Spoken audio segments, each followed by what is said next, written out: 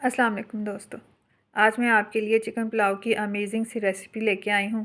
ये मैंने इस तरह तैयार किया है कि इसकी यखनी तो मैंने निकाली ही नहीं है। तो यखनी निकाले बगैर पुलाव को कैसे तैयार करते हैं, एंड तक मेरे साथ रहिएगा। यखनी हम निकालते हैं देसी चिकन की, गोश्त की, बीफ की।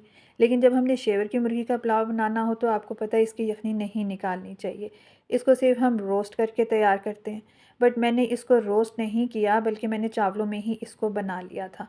तो आज मैं ये अमेजिंग सी रेसिपी आपके साथ शेयर करने जा रही हूँ। उम्मीद है आपको इससे बहुत फ़ायदा होगा। बहुत से लोग मुझसे ये क्वेश्चन करते थे कि शेवर की चिकन का पुलाव कैसे बनाना है, तो बस इसीलिए मैंने ये वीडियो बनाई है।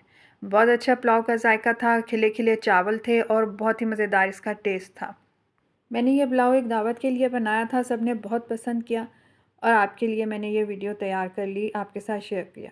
तो इसके लिए मैंने सबसे पहले प्याज ब्राउन कर लिया था। आपने अपने चावलों और चिकन के मुताबिक ऑयल लेना है पतीली में, और उसके मुताबिक ही प्याज लेना है और दरमियानी आंच पे इसको रोस्ट करेंगे, फ्राई करेंगे, गोल्डन कलर इसको देंगे, बहुत ही लाइट ब्राउन कलर देंगे, क्योंकि पुलाव का कलर जो है वो इसी प्याज के कलर पे डिपेंड करता है। उसके बाद आपने गरम मसाले ले लेने हैं, खड़े मसाले आपने लेने हैं, जिसमें मैंने ज़ीरा, मोटी इलायची, पुलाव पत्ता, काली मिर्च, लौंग, दालचीनी लिए। मैं पुलाव में बस यही मसाले शामिल करती हूँ और मसाले में शामिल नहीं करती। सिर्फ दालचीनी को हम खोल लेंगे ताकि इसके सीड्स बाहर आ जाएं और इसकी खुशबू चावलों में शामिल हो जाए। अच्छा, जब प्याज ब्राउन हो जाएगा तो आपने इसमें ये सारे मसाले शामिल कर देने हैं और इनको भी रोस्ट कर लेना है प्याज के साथ ही।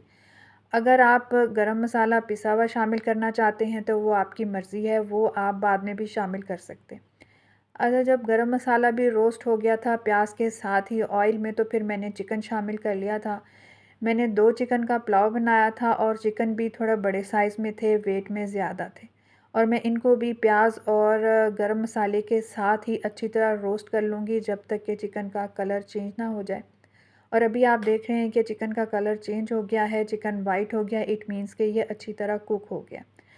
अब इसमें मैंने चावल डाल दिए थे और साथ ही मैंने पानी डाल दिया था इतना कि जिसमें चावल पूरी तरह कुक हो जाएं। अच्छा, चावल मैंने पहले ही पानी में अच्छी तरह धो के भिगो के रख दिए थे। अब इसमें मैंने यखनी तो डालनी नहीं है, बस पानी डाल के आपने नमक डालना है, उसका टेस्ट आपने पूरा करना है और जिस वक्त चावल दम पे आ जाएं तो उनको दम पे रख लेना है। अच्छा, दम पे रखने के बाद मैंने 5-10 मिनट दम रखा और उसके बाद मैंने जब ढकना उठाया तो शानदार किस्म के चावल दम हो चुके थे। मसाले की बहुत अच्छी खुशबू आ रही थी।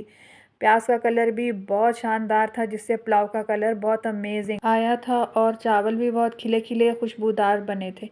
सब ने बहुत तारीफ़ की और मुझे बहुत अच्छा लगा। अच्छा, ये वीडियो इसलिए छोटी सी है कि मैंने इसके लिए हर स्टेप को शूट नहीं किया, क्योंकि ये चावल मैंने एक दावत के लिए बनाए थे, इसलिए मैं सर्विंग भी शूट नहीं कर सकी। बस आपको सिर्फ मेथड बताया है कि ये चावल कैसे तैयार होते हैं। और अगर आपने इसमें चिकन क्यूब्स शामिल करने हों तो जब आप चावलों में पानी डालें उनको कुक करने के लिए, तो आप उस वक्त इसमें चिकन क्यूब्स शामिल कर सकते हैं। बहुत ही सिंपल सी रेसिपी है, उम्मीद है आपको पसंद आई होगी। मैं पुलाव जिस किस्म का भी बनाऊं, चाहे वो बीफ का है, मटन का है या फिर चिकन का ही क्यों ना हो, मैं उसमें टमाटर बिल्कुल नहीं डालती, क्योंकि इस रेसिपी जितनी सिंपल हो उतनी ही मज़ेदार लगती है। उम्मीद है आपको वीडियो पसंद आई होगी। अपना बहुत सा ख्याल रखिएगा और मुझे सपोर्ट करना ना भूलिएगा। इस रेसिपी को अपने फ्रेंड्स और फैमिली के साथ ज़रूर शेयर कीजिएगा ताकि सबके लिए आसानी हो और सब इतना मज़ेदार सा पुलाव बना के एंजॉय कर सकें। और जब भी आप इस रेसिपी को ट्राई करें तो मुझे फ़ीडबैक ज़रूर दें कि यह आपको कैसी लगी। मिलते हैं नेक्स्ट वीडियो में। अल्लाह हाफिज़।